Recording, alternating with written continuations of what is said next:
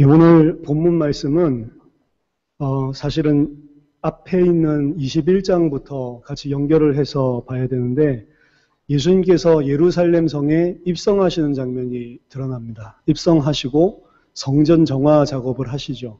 그 성전 정화를 하고 입성을 할 때 많은 백성들이 호산나 다윗의 자손이여 기뻐하고 찬양을 하지만 그 모습을 쳐다보고 대제사장들이나 또 바리새인들이나 서기관들 같이 중요한 묘직에 있는 사람들은 기껍게 보지 못하고 사실 힐난하고 이러고 있을 때 예수님이 여러 가지 말씀들을 그 대상자들을 두고 말씀하시는 것 중에 오늘 본문이 있는 겁니다.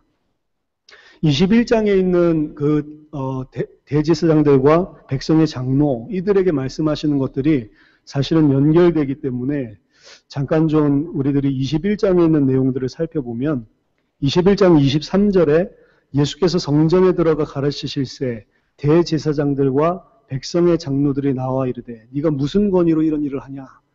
대상자들이 분명히 대제사장들과 백성의 장로라고 되어 있습니다. 이들에게 예수님이 비유로 설명하신 비유가 한 가지는 21장에 나와 있는 게 두 아들의 비유고 또 하나는 포도원 농부의 비유입니다.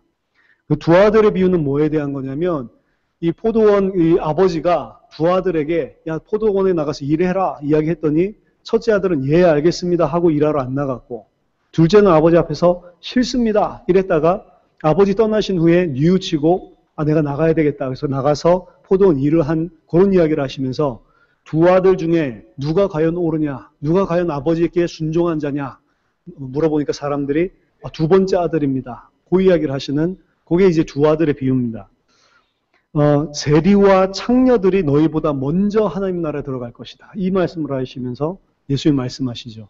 바리새인과 대제사장들 그리고 또 이 장로들 이 사람들은 예수님 오셨는데도 불구하고 회개하지 않았지만 세리와 창녀들은 예수님 오셨을 때 예수님이 주시는 말씀을 듣고 예수님을 쳐다보고 회개하고 하나님 앞에 돌아온 자들이거든요. 이 사람들이 너희들보다 먼저 하나님 나라에 가게 될 거다. 예수님이 사실은 이 대제사장들이랑 바리새인들에서 상당히 기분 나쁜 이야기를 하시는 겁니다. 그리고 한 가지 비유를 더 하신 게 21장 33절에서 46절에 나와 있는 포도원 농부 비유입니다. 이 포도원 주인이 이 농부들에게 포도원을 맡기고 세를 주고 이 다른 나라로 갔다가 돌아왔는데 이 열매를 맺어 이 결실을 얻을 때쯤에 종들을 보내서 이제 쇠를 줬으니까 그 열매들을 달라 이렇게 이야기를 했더니 이 농부들이 이 종들을 두들겨 패고 심하게 사실은 때리고 죽이기까지 했단 말이에요. 그래서 이 주인이 더 많은 종들을 보내서 빨리 열매 내라. 열매를 지금 낼 때가 되지 않았냐. 열매를 받으러 갔더니 이들에게도 똑같이 했다. 이렇게 이야기가 나옵니다. 그때 내 아들을 보내면 괜찮지 않겠냐. 이래서 이 포도원 주인이 자기 아들을 보냈더니 이 사람들이 이 아들을 죽이면 이 포도원이 우리께 되지 않겠냐. 이래가지고 우리가 이 포도원을 상속할 수 있겠다 싶어가지고 그 아들을 잡아 죽이는 그런 장면을 이야기를 합니다.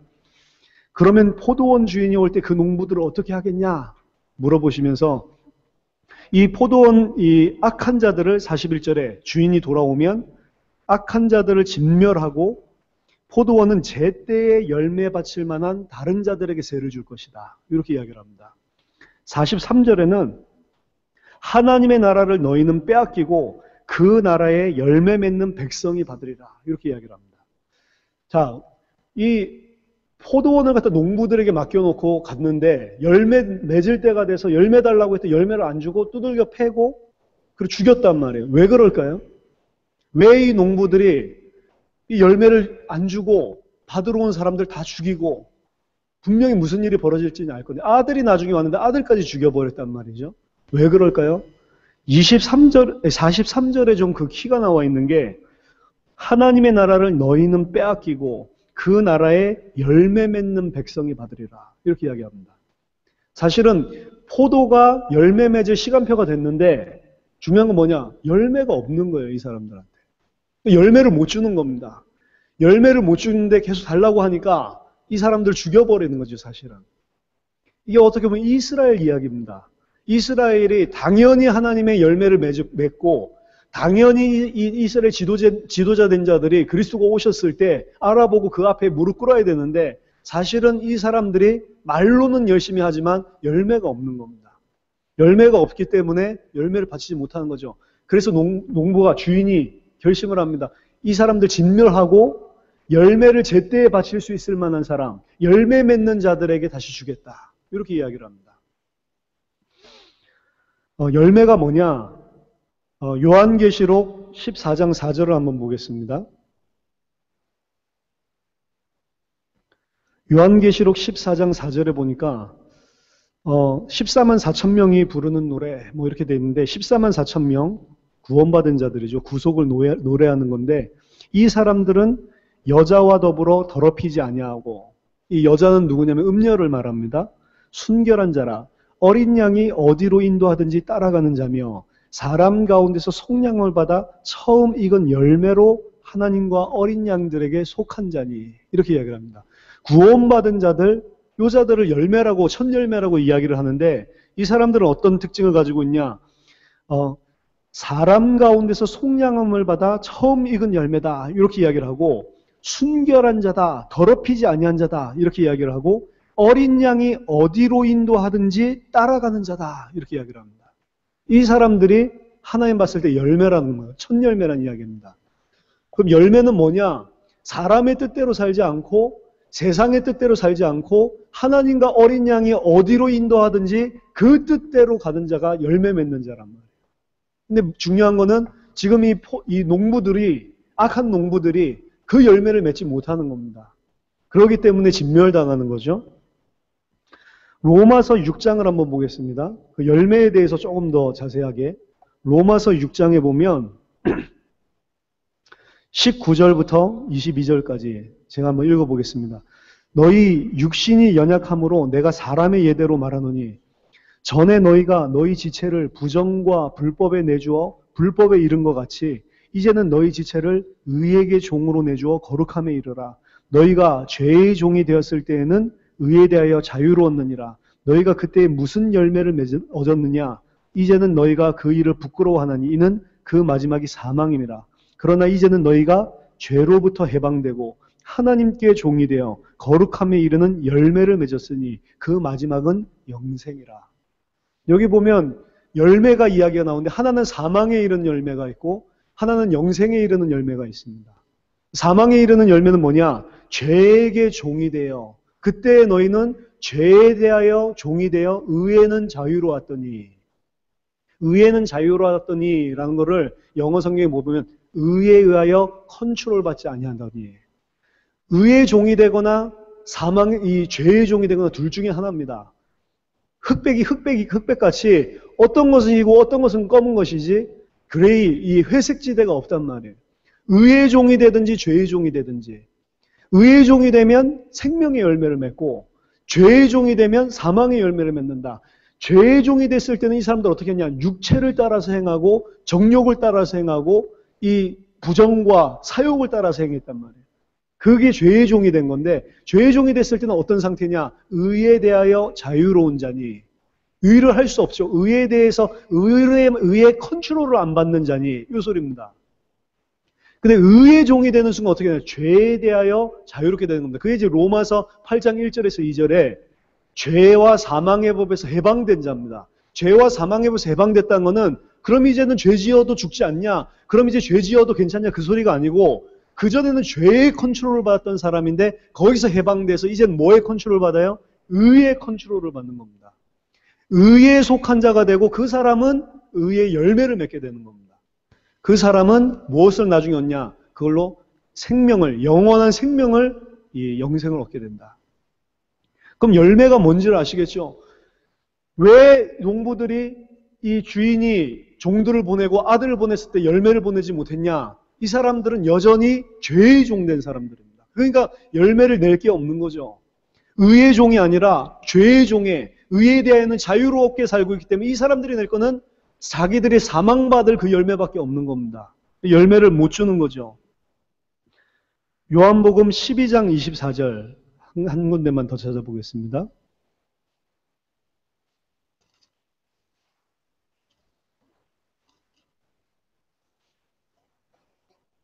요한복음 12장 24절.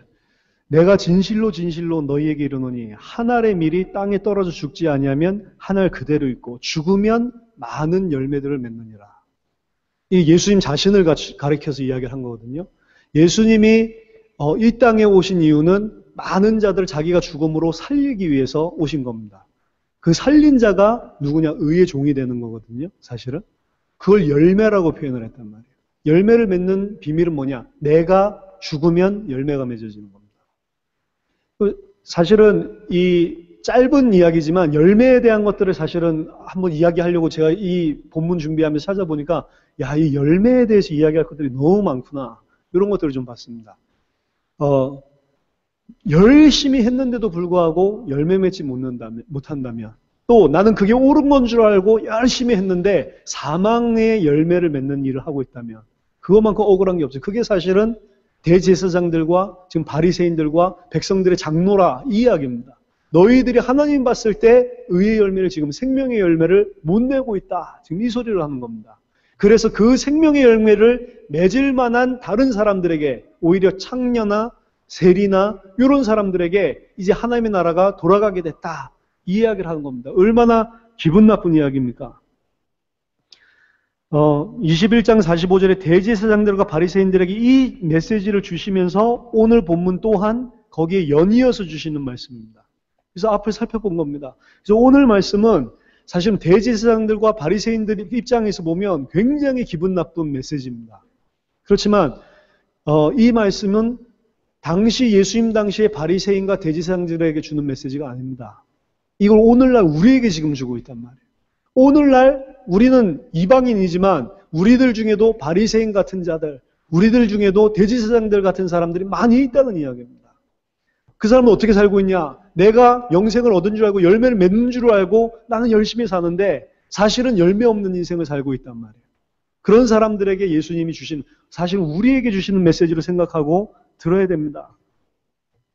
오늘 본문을 보면 임금이 나오는데 이 임금은 자기 아들의 혼인잔치를 벌입니다.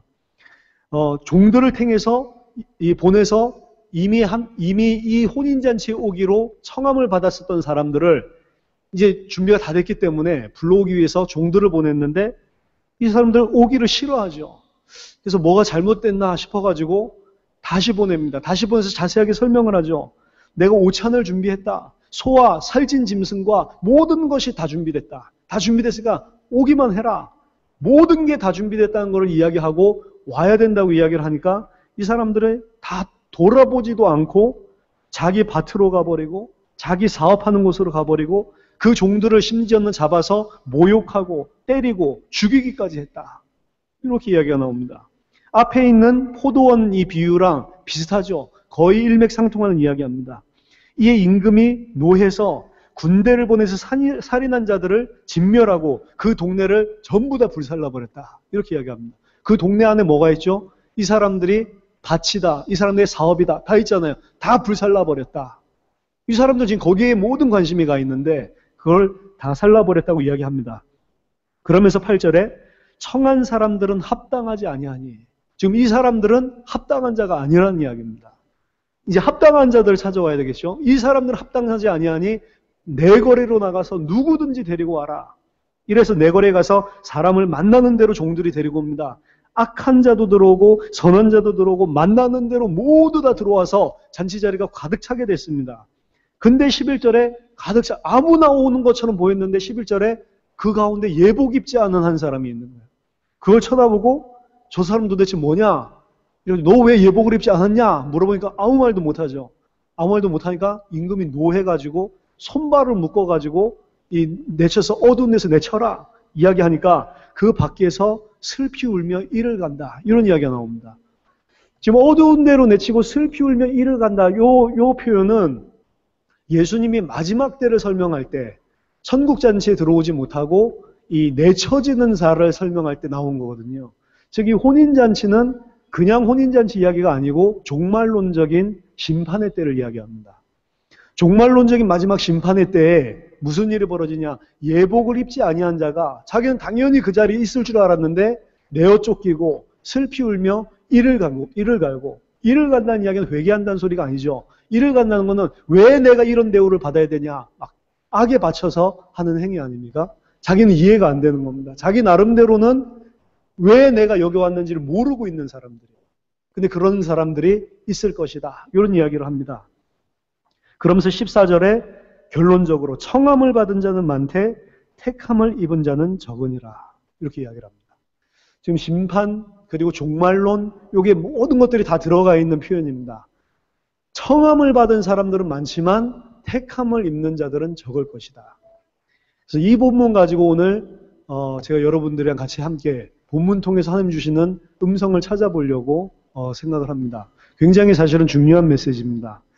이 비유를 우리들이 살펴볼 때 여러분들도 이거를 한번 알아두시면 좋을 거예요. 각 비유에 등장하는 인물, 캐릭터들이 있습니다. 그 캐릭터별로 여러분들이 보시면 클리어하게 비유들을 알 수 있는 것들이 많습니다. 여러 가지 캐릭터들이 오늘 나오는데 그 중에 한 명은 임금입니다. 이 임금은 누구냐? 예수님이 벌써 비유하실 때 천국 비유를 하시면서 말씀하셨거든요.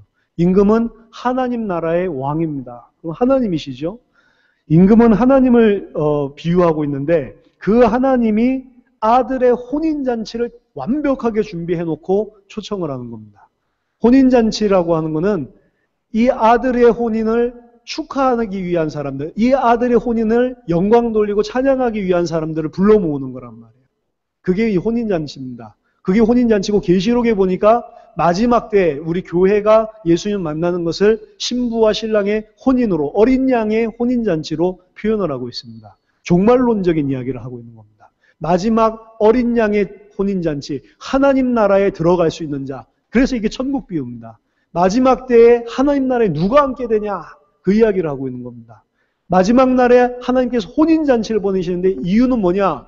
그 혼인잔치에 참여한 자들은 그 아들의 영광을 기뻐하고 찬양하는 그런 사람들이 혼인잔치에 들어오는 거란 말이에요. 그 일을 위해서 하나님께서 택하신 자들을 부르기 위해 종들을 보내십니다. 종들을 보냈는데 안 듣죠. 듣지도 않고 오지도 않겠다고 하는데도 불구하고 또 보내시죠. 또 보내셔서 더 자세하게 오지 않으면 안 되는 이유를 모든 것이 다 준비되어 있다는 사실들을 오히려 자세하게 알리면서까지 또 보내십니다.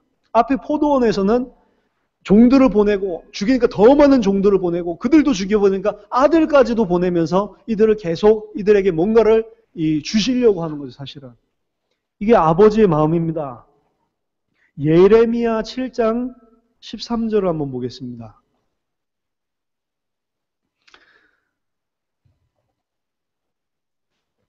예레미야 7장 13절 여호와의 말씀이니라.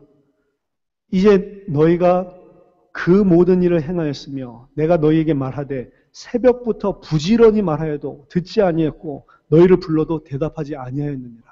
여호와의 말씀입니다. 지금 이스라엘 백성 바리새인 대제사장도 지금 표현된 이 사람들이 원래 초청했었던 자들이거든요. 이 사람들에게 가서 새벽부터 밤까지 부지런하게 이야기를 해줘도 너희가 결국 듣지 않았다. 그래서 사실은 이 잔이 이방인에게로 사실은 옮겨지는 겁니다. 이미 하나님께서 아브라함을 택하시고 그 후손을 축복하신다고 약속을 하시고 이 말씀을 맡기셨고 이 언약의 약속을 그들에게 줬는데 이 약속을 갖다 놓치고 딴 길로 가니까 하나님께서 이들이 이 약속을 받게 하기 위해서 부지런히 이야기를 하시는데 새벽부터 밤까지 계속해서 이야기를 하는데도 듣지 않았다. 이런 이야기를 하고 있습니다. 이게 아버지의 마음입니다. 단순하게 그냥 이 사람들 내친 게 아니고 하나님 입장에서는 이 사람들이 돌아오고 이 사람들이 이 천국잔치에 참여할 수 있도록 부지런히 이야기하고 지금도 부지런히 보내고 있는데 이들이 듣지 않고 거부한다는 거죠. 이게 나중에 이들을 진멸시키는 결국엔 거역한 자들을 불사르고 전부 다 진멸시키는 근거가 사실은 되는 겁니다.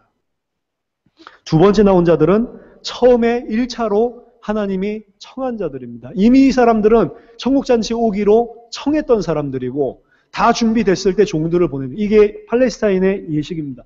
결혼잔치가 있으면 미리 초대장 보내놓고 모든 게 다 준비되면 당일날 종들을 각 집으로 파송해서 초청받은 자들을 다 불러온단 말이에요. 이게 원래 예식이라니까. 근데 22장 3절에 보니까 오기를 싫어했다고 그러죠. 그 종들을 보내어 그 청한 자들을 혼인잔치에 오라 했더니 오기를 싫어했다. 뭐 별 이유도 없습니다. 오기를 싫어했다. 이렇게 되어 있습니다. 다시 종들을 보내서 이렇게 모든 것들이 다 준비됐다. 그러니까 와라.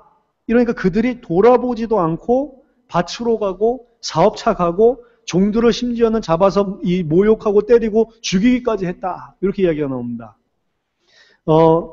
누가복음 14장이 오늘 우리 본문이랑 똑같은 이야기들을 하고 있는 본문인데요. 누가복음 14장을 한번 보면요.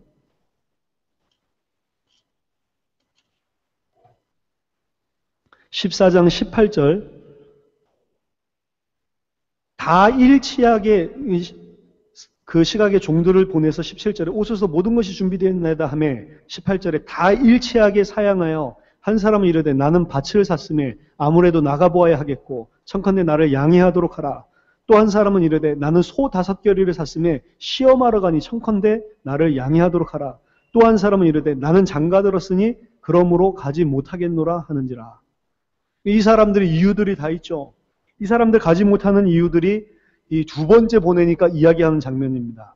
왜 이 사람들이 가지 못했냐?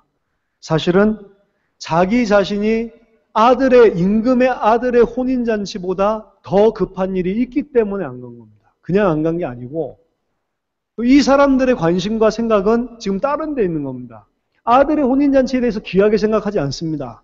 임금의 아들의 혼인잔치에 대해서 영광 돌려야 되겠다 이 생각이 없습니다. 뭘 위해서 사냐? 나는 지금 밭 샀으니까 밭을 보러 나가야 되겠고 난 지금 소를 샀으니까 소 시험해봐야 되겠고 난 지금 장가 들었으니까 내 아내랑 우리 가족이랑 이거 돌봐야 되겠다 이 생각하고 있는 겁니다. 이게 뭐냐면 혼인잔치 참여하지 않고 하나님이 그렇게 부지런히 보냈는데도 거부한 사람들의 특징입니다. 뭐에 매여 있냐? 이 세상의 육신적인 삶에 다 매여 있는 겁니다. 이걸 보고 우상이라고 그러는 겁니다. 어느 정도로 심각하게 우상에 매여 있냐? 계속 오라고 하니까 잡아 죽일 정도로 심각하단 말이에요. 말이 안 되잖아요. 왜 죽입니까? 오라고 그러면 안 간다고 그러면 되지. 근데 그 정도 수준이 아니란 말이에요. 계속 그게 틀린 것이고 가야 된다는 이야기를 하면 그 말을 하는 사람을 죽여버릴 정도로 여기 잡혀 있단 말입니다. 이 세상 사람들이 우상에 매여 있고 내 삶에 매여 있다. 히브리서 2장 14절 15절에 죽기를 두려워함으로 일평생 마귀의 종로를 탄다는 표현을 썼는데 그 잡힌 정도 어느 정도냐? 사실은 사람을 갖다가 죽일 정도로 심각하게 영적으로 보면 잡혀 있는 상태란 말입니다. 그냥 가기 싫어하는 그 정도가 아니죠. 이 종들이 누구냐? 잡혀 죽은. 나중에도 살펴보겠지만 마태복음 오늘 읽은 다음 본문 23장 보면요. 마태복음 23장 34절에 보면 예수님이 말씀하시는 겁니다. 그러므로 내가 예수님이죠. 너희에게 선지자들과 지혜 있는 자들과 서기관들을 보내매 너희가 그 중에 더러는 죽이거나 십자가에 못 박고 그 중에는 더러는 너희 회당에서 채찍질하고 이 동네에서 저 동네로 따라다니며 박해하게 될 것이다. 이 종들은 누구냐? 예수님이 세상에 보내서 어린 양의 혼인잔치에 참여하라고 청하기 위해서 보내는 복음을 가지고 있는 제자들을 이야기합니다. 이 사람들이 가서 이야기하는데 자기 삶에 얽매여 있고 자기 이 땅의 육신적인 거에 매여 있는 자들이 나중에 어떤 정도로 이 사람들을 싫어해. 그냥 안 가는 게 아니라 이 사람들을 잡아서 모욕하고 박해하고 이 동네 저 동네로 쫓아다니면서까지 핍박하고 잡아 죽일 정도로 그런 일들이 벌어지게 될 거다. 이게 지금 말세에 일어난 일들입니다. 종말론적인 관점에서 계속해서 21장부터 25장까지 계속 이야기가 나오는 거래요.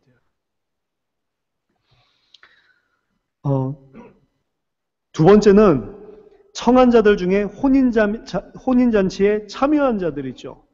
혼인잔치에 참여한 자들은 왜 참여했냐?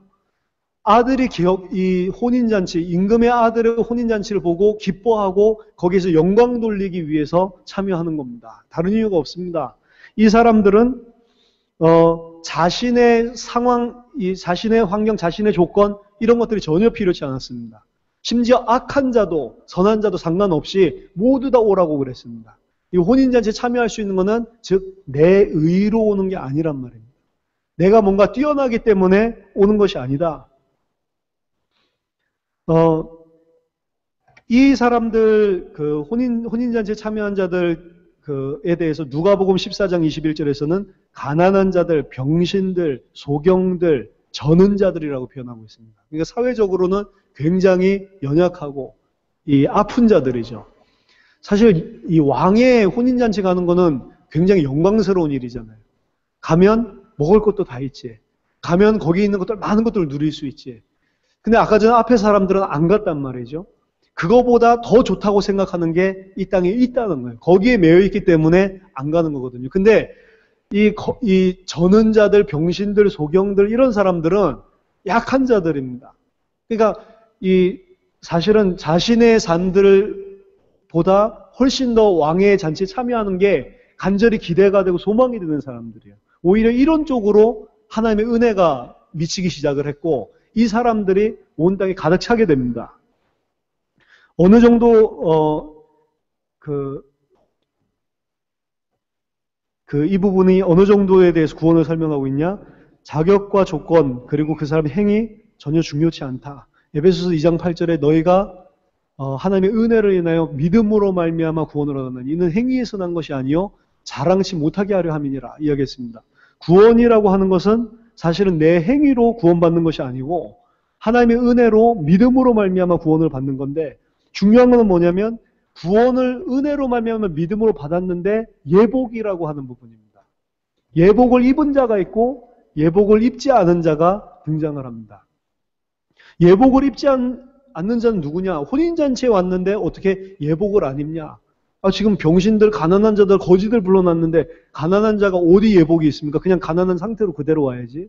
그 소리가 아닙니다. 팔레스타인에서 잔치를 벌이면 들어올 때 입구에서 다 예복을 나눠준다니까. 예복을 미리 다 준비해놓고 그 예복을 입으라고 다 준다니까요. 근데도 불구하고 그 예복 안 받고 들어온 놈입니다, 이거는.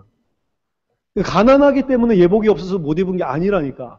그러니까 왕이 나중에 물어보죠. 너 왜 안 입었냐? 그러니까 말을 못 하잖아요. 가난해서 저는 예복이 없습니다. 이게 아니란 말. 입구에서 다 나눠준다니까. 당연히 다 입고 들어와야 되는데 지금 안 입은 인간이 있단 말이에요. 그 안 입은 자는 도대체 뭐냐? 둘 중에 하나인 것 같은데 첫째로는 몸은 참여했지만 실제로 참여한 이유가 아들의 이 혼인잔치에 영광 돌리고 찬양하고 기뻐해서 참여한 게 아니고 다른 이유 때문에 사실은 참여한 사람입니다. 오히려 거꾸로 이 자리에 참여해서 하나님을 그리고 그 잔치 장소를 욕보이게 만들려는 오히려 이런 반대되는 경향까지 있는 거예요. 이 사람은. 이 사람은 와가지고 사실 거기서 뭐 떡도 먹고 즐길 거 즐기고 다 누리는데 실제로는 이 아들의 이 찬양 영광 돌릴 생각은 전혀 없는 거죠. 그리고 다른 사람들이 다 그렇게 하는 것들 보면 우리 같은 멋쩍어서라도 주는 거 입고 들어올 건데 일부러 그걸 하지 않았다는 거는 반역심이 원래부터 있는 사람입니다, 사실은. 근데 나중에 할 말이 없는 거죠, 이 사람이. 내가 반역하기 위해서 그랬다. 이런 말을 할 수가 없잖아요. 이 사람이 끌려나간단 말이에요. 두 번째는 첫 번째일 수도 있고 두 번째는 이 사람이 거지 같은 옷을 입고 있었을까 생각을 해봤을 때 그러지 않을 것 같아요. 오히려 거지 같은 옷보다는 굉장히 좋은 옷을 입고 있었을 가능성이 높다.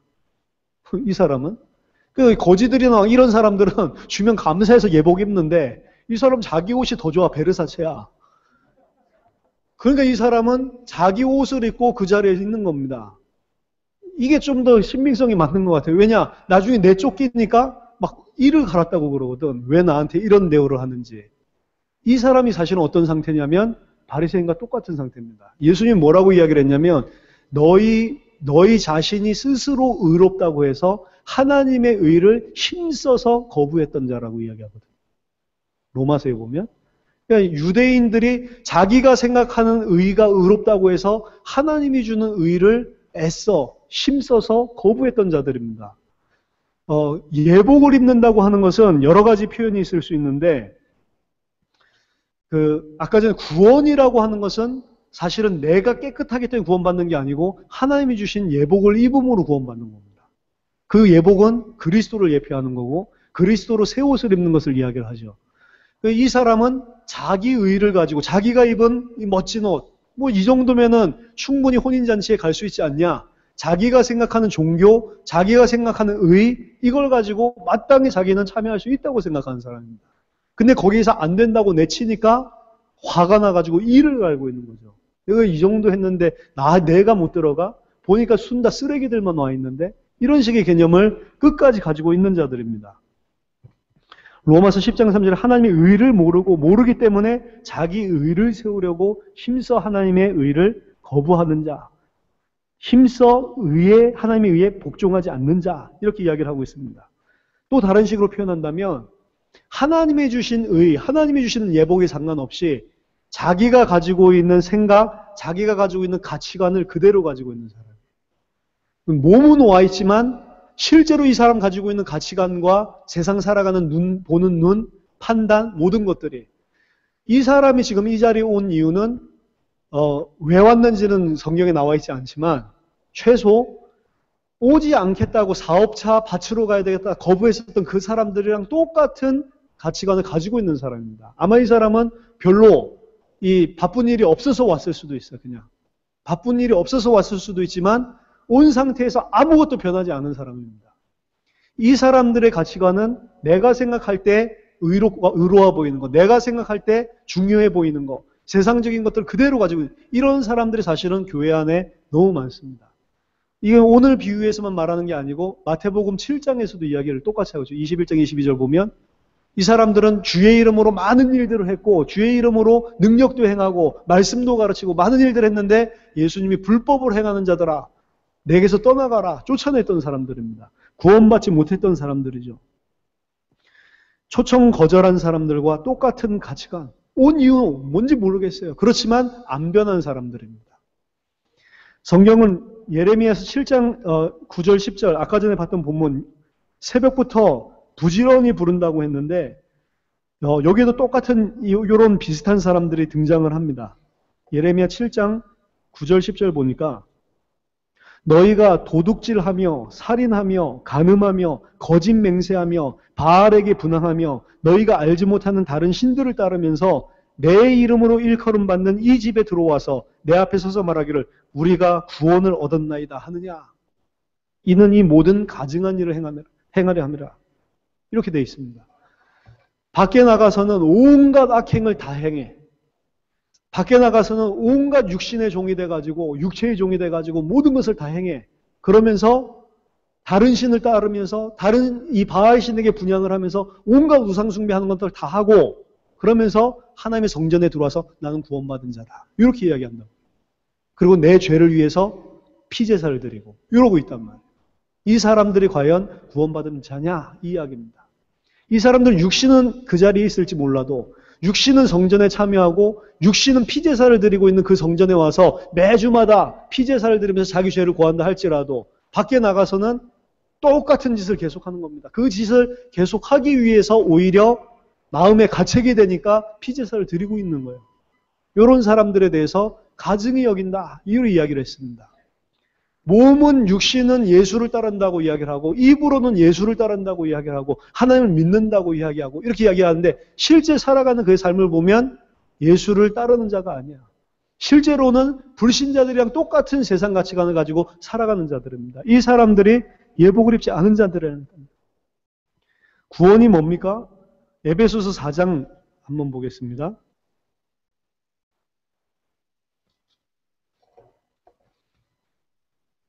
에베소서 4장 17절부터 좀 읽어보면요. 그러므로 내가 이것을 말하며 주 안에서 증언하노니 이제부터 너희는 이방인이 그 마음에 허망한 것으로 행함같이 행하지 말라.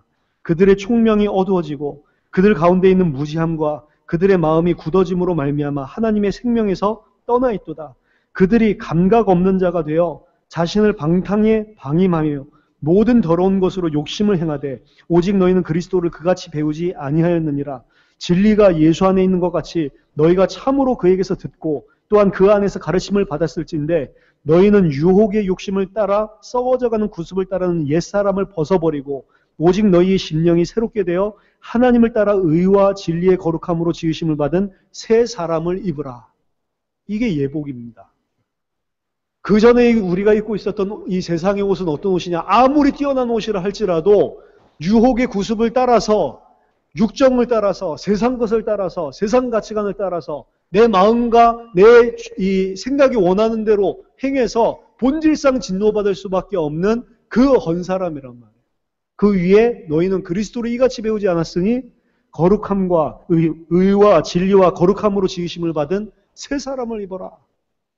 새 사람을 입지 않았는데 육신이 와 있어봤자, 육신이 아무리 종교적인 행위를 한다고 해봤자 하나님이랑 상관없는 사람이라니까. 이 사람이 예복을 입지 않은 사람이라니까요. 말하자면 새 피조물이 아닌 겁니다. 새 사람을 입으라.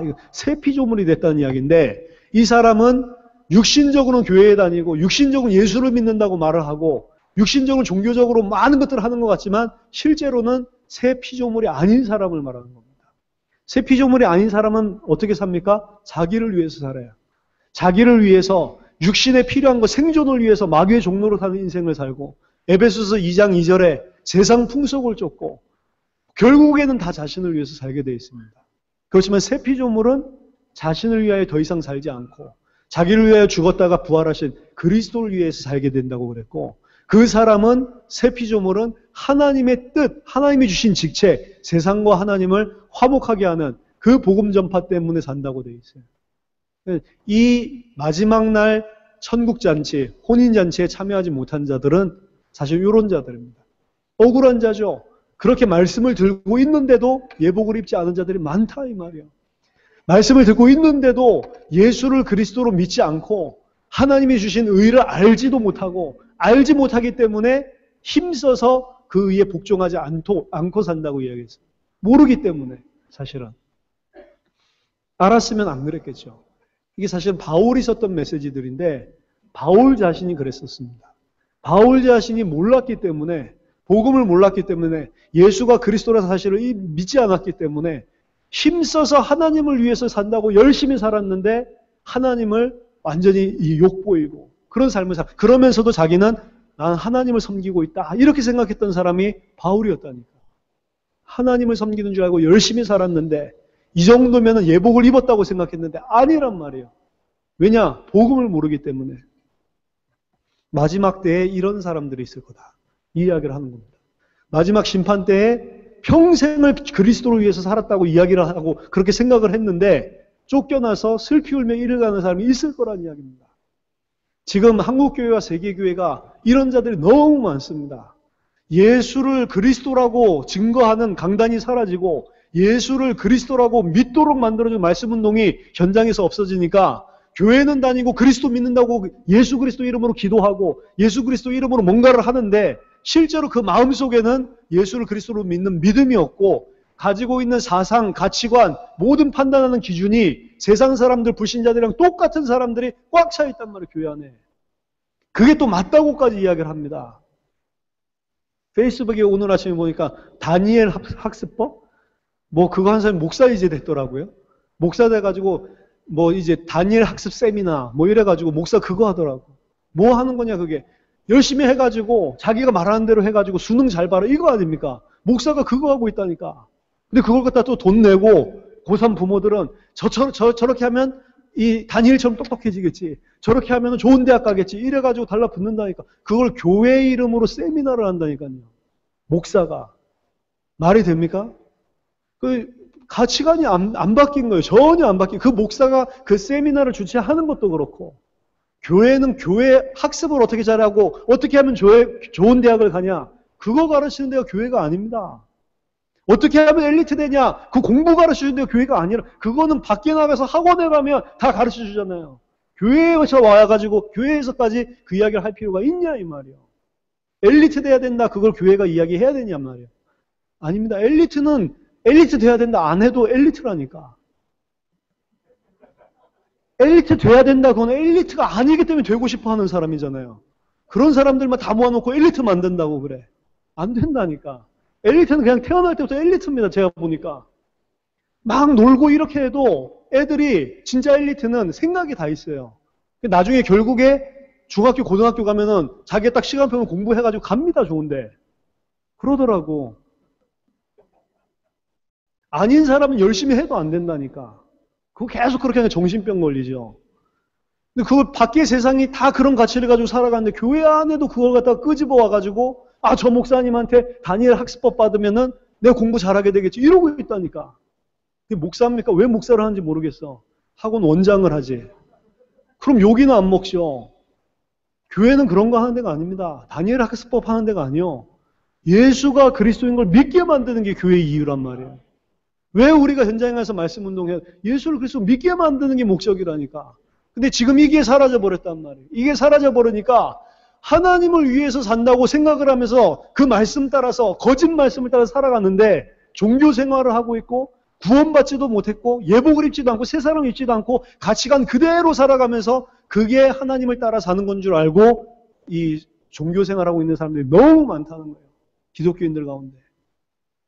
오늘 좀 이 본문을 보면서 좀 잘못했다. 왜 한 사람밖에 예복을 안 입었지? 이런 생각이 들어요. 사실은 너무 예복 안 입은 사람이 내가 봤을 때 많은데 오히려 한 사람 빼놓고 다 예복 안 입어서 다 쫓겨나야 될 판인데 지금 너무 예복을 안 입은 사람이 많단 말이에요. 다 옛습관, 구습 따르는 옛사람 그대로 있고 그걸 가지고 예수 그리스도 이름을 활용해서 하나님의 능력으로 그걸 풀어보려고 하는 사람이 얼마나 많은지 모릅니다.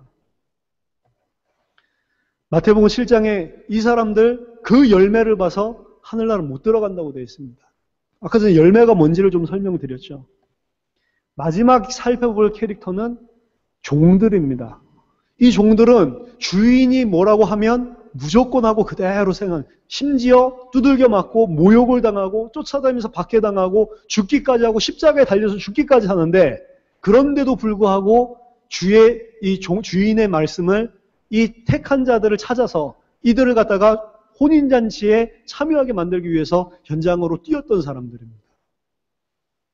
사실은 이 사람들이 예수님이 보낸 자라고 아까 표현을 했죠. 예수님이 세상으로 보냈는데 너희들이 앞으로 죽이게 될 것이고 모욕하게 될 것이고 핍박하게 될 것이다. 이런 이야기를 했는데 이게 이 시대의 복음을 맡은 자들입니다.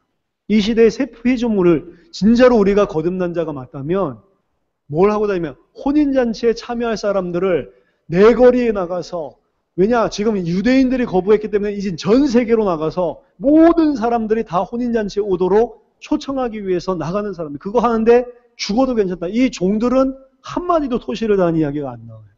사실 이 사람들이 혼인잔치에 다 참여하는 혼인잔치 그냥 와서 참여한 정도가 아니고 이 땅에 살 동안에는 이 일을 하는 겁니다. 마지막 때는 이 일을 했었던 그 모든 종들이 혼인잔치에 예복을 입고 참여하게 되겠지만 이 땅에 사는 동안에는 나가서 혼인잔치에 참여할 다른 많은 사람들을 지금 살리는 일들을 하고 있는 거죠. 주인의 명령대로 순종한 자들입니다. 나가서 이 사람들 한 건 뭐냐? 아닌 사람들을 뒤집는 건 아니었습니다. 보니까 처음에 갔더니 이 사람들이 계속 이 박해를 하고 죽여버리고 이렇게 하니까 이 사람들 합당치 않다. 이래서 내거리로 나가서 다른 합당한 사람들을 데리고 오라고 이야기하죠. 전도입니다. 누구든지 데리고 오는 건 아닙니다. 사실은 혼인 예복을 입은 사람들만 교회로 오는 것이 맞습니다. 안 입은 사람들을 데리고 오니까 계속 문제가 생기는 거예요. 입은 사람들만 모여있으면 다른 공동체가 되게 되어 있습니다. 만약에 우리 지금 이 안에 요 숫자만이라도 진짜로 예수가 그리스도라는 이 믿음을 흘력에 가지고 완전히 종으로 의의 열매를 맺을 수밖에 없는 그 속으로 들어간 사람들만 이 숫자가 모여있다. 틀려진다니까요. 우리 자신을 빨리 쳐다봐야 됩니다. 내가 가지고 있는 기준과 세상의 가치관 이걸 가지고 나는 하나님의 일을 하고 있다고 생각하지 않는가 생각을 해봐야 돼요. 그런 경우가 너무 많다니까. 복음을 잘 모르기 때문에 사실은 이런 일들이 계속 생기는 겁니다. 죽이거나 십자가에 못 박고 해당에서 채찍질하고 이 동네에서 저 동네로 따라다니면서 박해를 받는다 할지라도 주님이 보내셨기 때문에 주님의 혼인잔치에 사람들을 청해야 되고 그거를 자기의 생명 걸고 해야 될 가치라고 생각했기 때문에 아무 말 없이 가서 순종했던 자들이 예수님이 보낸 종들이었단 말이에요. 이게 이 시대에 이 땅에 살고 있는 예복 입은 자, 새 사람이 된 자, 새 옷을 입은 자들의 삶입니다. 그 가운데 주님의 명령을 충실히 수행한 자들을 통해 이제 합당한 자들이 일어나게 되죠. 그 합당한 자들도 이 땅에 사는 동안에 함께 그 일에 동참하게 되는 거겠죠. 마태복음 22장 14절에 청함을 받은 자는 많되 택함을 입은 자는 적다 이야기했습니다. 오늘 이 말씀을 들으면서도 사실은 이게 어떻게 우리가 하나님 앞에 서고 어떻게 우리가 하나님을 섬기고 어떻게 살아야 될지 하나님께서 이 말씀을 통해 우리에게 청하고 있는 겁니다. 사실은. 청함을 입는 사람은 많지만 택함을 입은 자는 적으니라. 하나님의 말씀을 듣는 자는 많지만 그 말씀대로 내 생을 걸고 사는 사람은 적다 이 말입니다. 많지는 않습니다. 많지는 않는데 결국에는 그 사람들을 통해서 하나님은 혼인잔치를 준비하시고 혼인잔치 자리를 채우시고 마지막 종말 심판이 오게 되는 거라니까요. 지금 우리가 워싱턴에 나가 있습니다. 워싱턴에 나가서 저는 이번 주간에 일어나는 일 중에 굉장히 인상 깊게 봤었던 게 그 한 목사님, 본인은 오카는 목사님한테도 인정을 받고 미국에 있는 7교회 중에 본인이 담임하고 있는 이 교회를 이 교회야말로 미국에 있는 교회 중에 이 사랑의 교회처럼 뭔가 제자 훈련을 똑바로 할 수 있는 진짜 제대로 된 교회다라고 인정받을 만큼 복음으로 살려고 발버둥을 쳤고 스스로 지금은 이제 은퇴를 하셨지만 자부하기를 나는 진짜 복음적으로 사역을 했고 난 복음을 붙잡고 살아왔다. 그렇게 스스로 생각할 때도 나는 딱 복음 이걸 위해서 평생을 걸었다. 이렇게 했었던 분인데 이번에 이틀 동안 메시지 딱 듣고 굉장히 충격을 받았죠. 나는 스스로 복음적으로 살아왔다고 자부했는데 그게 이 정도가 아니었구나. 굉장히 충격받았다. 이 고백을 했다는 이야기 들었을 때 참 감사하더라. 우리에게 주신 성경의 복음, 성경의 전도, 성경의 끝이라고 하는 거는 사실은 2000년 만에 이 클리어하게 이렇게 회복된 적이 처음이지 않냐 싶을 정도로 교회사를 쳐다봐도 없습니다. 이미 끝에 대한 믿음을 쳐다봐도 그런 믿음을 가진 적이 없었어요. 성경 그대로 전도한 적도 단 한 세대도 없었습니다. 초대교회 이후에 계속 전도운동이 일어났지만 중세교회 시작되고 로마 핍박 끝나기 시작하면서부터는 교회가 외형적으로 종교화돼 버렸지 실제로는 전도운동을 할 필요도 없었어요. 태어나자마자 고적이 이 성당을 통해 가지고 다 되고 교회 아니면 안 되는 그런 분위기가 유럽에 이미 팽배하게 깔려버렸습니다. 전도할 이유도 없었고 루터가 종교개혁을 하면서 성경으로 돌아가자 좋은 것이지만 모든 제도라든지 이런 것들은 중세 것들 그대로 가지고 있는 개념들이 상당히 많습니다. 그리고 그때 당시에도 전도 안 했습니다. 전도할 이유가 없었죠. 전도가 다시 일어나기 시작한 거는 어떻게 보면 18세기, 19세기 전도자들이 일어나고 이 사람들이 현장 가서 막 복음 전하기 시작하면서 이 파장을 줬었던 전도라는 것 자체도 회복된 지가 그렇게 길지도 않은 것 같아요. 제가 봤을 때. 근데 그 전도하는 그 복음의 내용이 과연 성경에 있는 그 복음, 예수를 그리스도로 믿는 믿음을 전했냐? 그러지도 않단 말이에요. 그것도 너무 희미한 복음이었어요. 너무 희미한 복음이었는데도 성령의 역사로 사실은 이 기독교가 일어날 수 있었던 겁니다. 성경의 복음도, 성경의 전도도, 그리고 끝을, 재림을 바라보고 뛰는 그 신앙도 모든 게 다 희미해져 버렸단 말이에요. 근데 감사하게도 우리에게 지금 이 복음과 이 내용과 이 끝을 주셨단 말이죠. 우리를 통해서 하시려고 하는 게 뭐냐?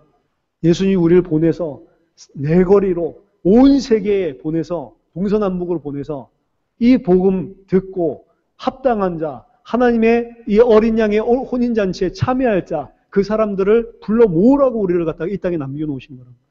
그 이유 하나밖에 없습니다. 우리가 이 비유에 나오는 그 종이 맞다면 죽는데도 불구하고 그 일을 아무런 말이 없잖아요. 심지어 잘했다 막 이런 이야기도 없어요. 그런데 그냥 하는 겁니다. 그게 종입니다. 내 가치관으로 살아가는 게 아니에요. 나는 죽고 미랄처럼 나는 하늘의 실처럼 땅에 떨어져 죽고 그런 많은 열매들이 자란다고 그랬습니다. 내 삶이 없는 겁니다. 사실은. 갈라디아서 2장 20절이죠. 그 사람이 바로 예수를 그리스도로 믿고 예수를 주로 영접한 자입니다. 그 사람이 인생을 통해서 하나님께서 많은 열매들을 맺고 혼인잔치할 천국을 채울 수 있는 사람들을 많이 살리시는데 그 사람들이 가서 전해야 될 내용이 뭐냐? 성경의 복음이란 말이에요. 근데 지금 이 성경의 복음이 지금 지구상에 없어져 버렸습니다. 교회 강단에서 성경의 복음이 없어졌단 말이에요. 예수가 그리스도라는 게 뭔지도 모르는 세상이 됐다. 그러니까 복음을 위해서 열심히 살았다고 하는데 복음을 위해서 살자 이 말은 하지만 복음이 뭔지를 몰라요. 어떻게 복음을 위해서 살 수 있습니까? 복음이 뭔지를 모르는데. 복음의 은혜를 못 받았는데 어떻게 열매를 맺습니까?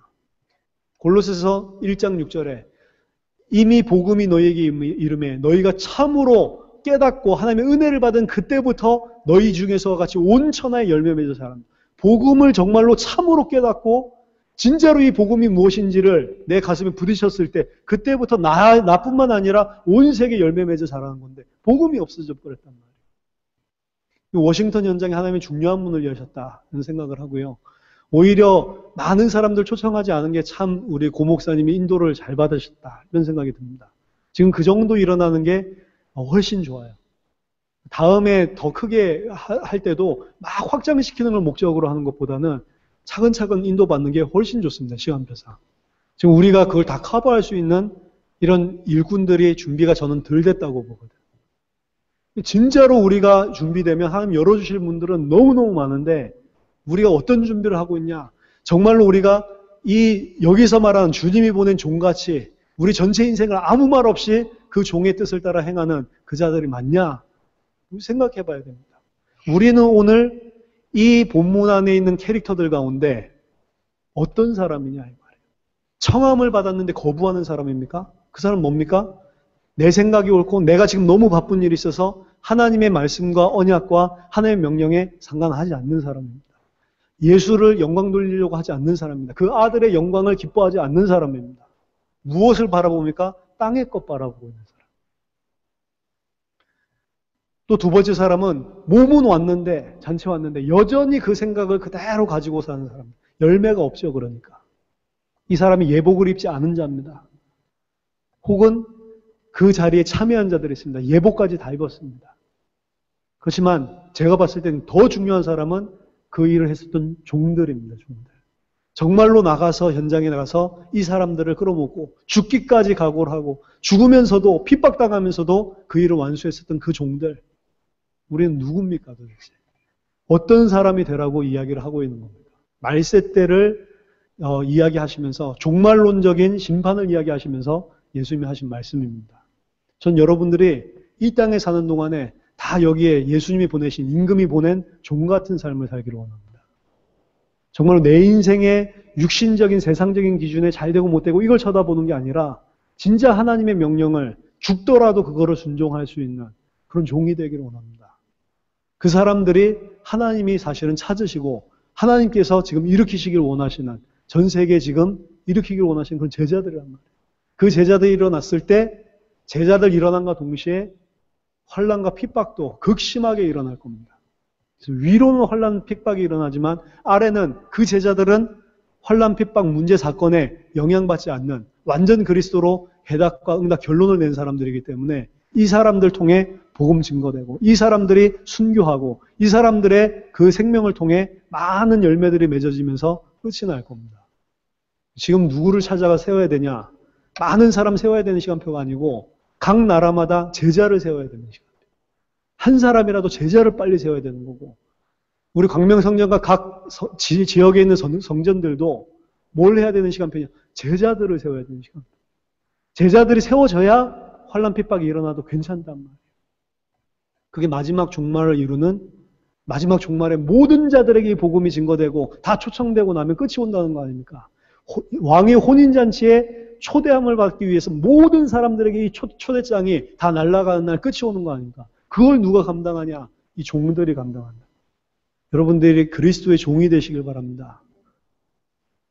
우리가 죄의 종이 아니고 하나님의 종이라고 했습니다. 의의 종이라고 하는 거는 착한 일을 하고 윤리 도덕적인 게 막 깨끗해야 된다. 그거 포함되어 있지만 단순히 그게 아니고 하나님의 뜻에 매여서 사는 사람입니다. 여러분들이 이번 한 주간에 묵상하시고 당대 세계복음을 위해서 뛰는데 여러분들이 헌신을 너무 많이 합니다. 헌신 많이 한 걸 제가 알고 있습니다. 근데 진짜로 헌신을 많이 했는데 종교적인 헌신도 있을 수가 있어요. 그래서는 안 되죠. 진짜로 그리스도로 가치관이 바뀌어서 하는 헌신과 틀리단 말이에요. 열심히 했는데 잃어가는 사람이 되면 어떻게 합니까? 단순하게 그런 헌신이 아니라 여러분들이 이 종이 되기로 원합니다. 진짜로 온 세계가 다 듣도록 만드는 종. 광명성전에 여러분들이 하나님께서 택해서 불러놓은 사람들. 마치 첫 번째 초대장을 미리 줘놓고 혼인잔치에 오도록 택해서 불러놓은 사람들처럼 이 말씀을 듣게 하고 그리고 이 강단에 여러분들이 하나님 모여주게 하신 이유는 특별히 택해서 하나님이 초청해 놓은 사람들입니다. 여러분들이 이 말씀을 받고 여러분들이 새 사람을 입고 여러분들이 의의 종이 돼서 죄와 사망의 법에서 해방돼서 하나님의 의의 종으로 하나님의 종으로 살지 않으면 세계는 사실은 소망이 없단 말이에요. 이 안에서 제자가 일어나지 않으면 어디서 제자가 일어납니까? 대한민국에서 제자 일어날 수 있는 곳은 이곳입니다, 사실은. 여기에서 제자가 일어날 수밖에 없어요.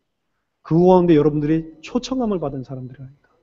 단순하게 종교 생활하는 일반적인 그런 기독교 썬데이 크리스천 같은 혹은 좀 열심히 하는 종교인 그런 모습이 아니라 진짜로 그리스도로 답이 나고 그리스도께 전 인생을 드리는 그런 이번 한 주간 되시기를 예수 이름으로 축원합니다. 청함을 입은 사람 많지만 택함을 입은 자가 적다고 그랬는데 이런 택함을 입은 자는 한 가지입니다. 이 말씀을 생명으로 받고 하나님께 죽기까지 순종하는 그게 그리스도고 그게 그리스도인입니다. 그래서 여러분이 말씀에 순종하시고 당대 세계복음화를 위해 전 인생을 들이시고 모든 세상의 육신, 세상의 기준, 가치 뛰어넘으시기 바랍니다. 생각 들 수 있습니다. 우리 체질이 있기 때문에 그렇지만 싸우시기 바랍니다. 그리고 여러분은 힘써 그리스도께 복종시키기 바랍니다. 모든 그리스도를 대적하여 일어난 이론, 사상, 지식, 그리스도의 강력 앞에 전부 다 진을 갖다 허물어 버리고 무릎 꿇으시기 바랍니다. 그 순종하는 게 우리 종이 이 땅에서 살아야 될 일이고 그 순종하는 방향이 주님의 재림 세계복음화란 말이에요. 저와 저의 인생이 이 주의 종, 마태복음 오늘 22장에 나온 그 종의 모습과 같이 쓰임받게 되기를 예수 이름으로 축원합니다. 기도하겠습니다. 하나님 아버지 은혜를 감사드립니다. 청함을 받은 자들은 많지만 택함을 입은 자가 적은 이 시대에 저희들을 주님께서 청하셨고 또 저희들을 택해 주셔서 이 자리에 앉게 해주신 줄 믿습니다. 하나님 저희들이 정말 전 인생을 그리스도 앞에 드릴 수 있도록 우리의 마음과 생각과 중심을 변화시켜 주시고 새 사람을 있게 하시고 하나님 남은 생에 당대 세계복음화를 위해 올인할 수밖에 없는 참된 은혜가 임하도록 이번 주간에도 성령으로 역사해 주시옵소서.